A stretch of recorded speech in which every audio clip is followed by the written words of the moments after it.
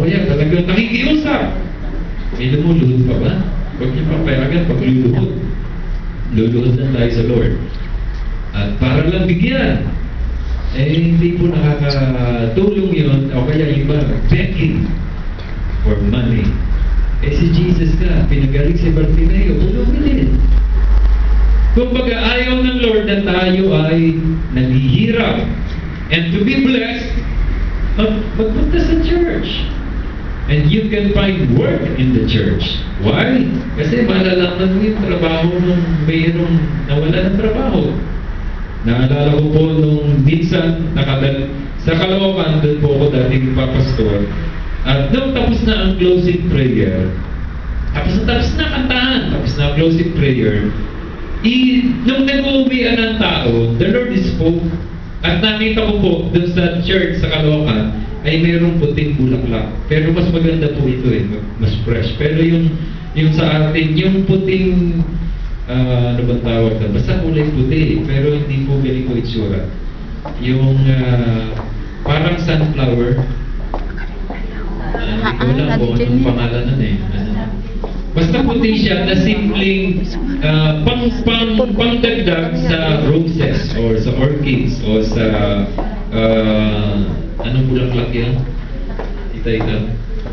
Chrysanthemum o tinum. Basta yung pagdagdag. Basta pag-display lang siya. And then the Lord spoke.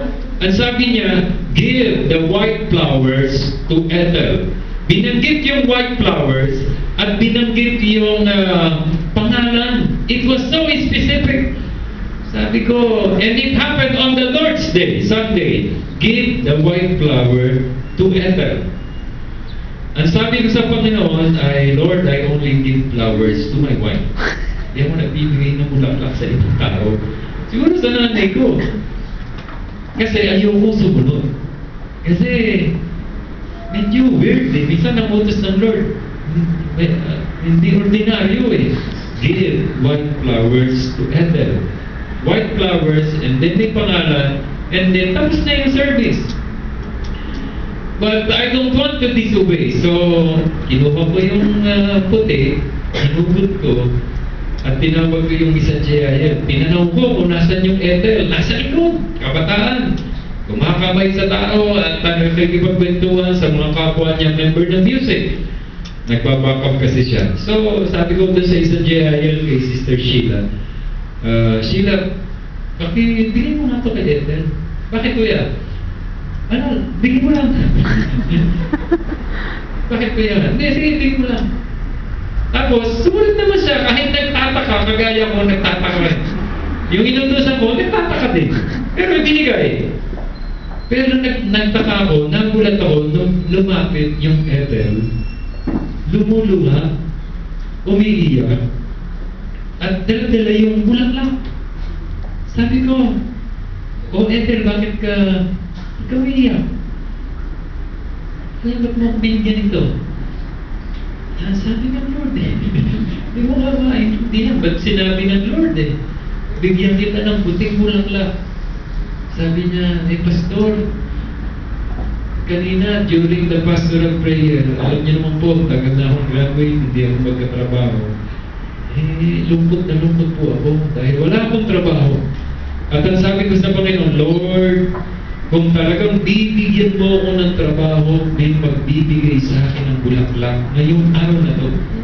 Yun ang sign niya. May magbibigay ng bulaklak. Baka pa natin ang Panginoon. Pero ako, okay, confirm. And then nasabi ko, pero Ethel, hindi mo ba sinabi sa Lord, may magbibigay ng rose? May magbibigay ng orchids? Ethel, simple lang yung bulaklak Meron ka bang specific na bulaklak na sinabi? Ba't kami? Kasi iba yung iyak mo Sabi niya kasi po, Pastor, paborito kong kulay, white. So talagang talagang nangusap sa kanya nung Sunday na yun. The following Tuesday, prayer meeting sa Caloocan, dumating siya. At iba na, nagpapatotoo na.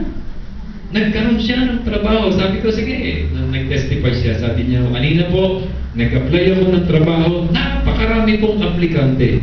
At doon po sa elevator pa lang, ay hindi na po ako lumabas.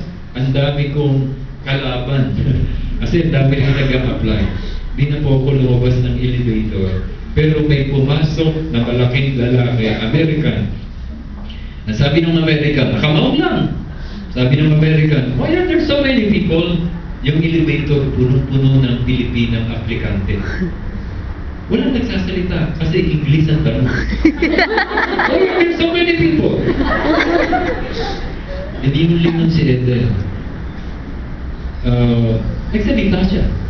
Ang sabi niya, we are all applicants. We need a job. Oh, you need a job? Oh, this is dumukot. Binigyan siya ng calling card. Go to my company. I need an employee. Go to my company. Nagkaroon siya ng trabaho sa elevator. God works in different ways, mysterious ways. Amen. Kaya nga, you find meaning in life. You find meaning in life when you attend a sacred assembly. How will you know this? How will I know that God is working that way? Because I attended the service. I was there.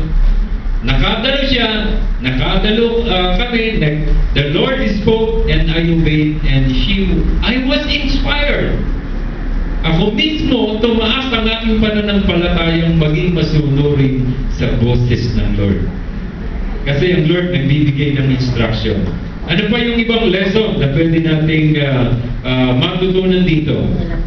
It is a time to take a well-deserved day of rest. The study shows that continuous work is detrimental to productivity and the law, referring to the law of efficiency and competence. Mas maganda po na huwag kayong dire-diretso yung trabaho, mas maganda yung may pahinga. Kahit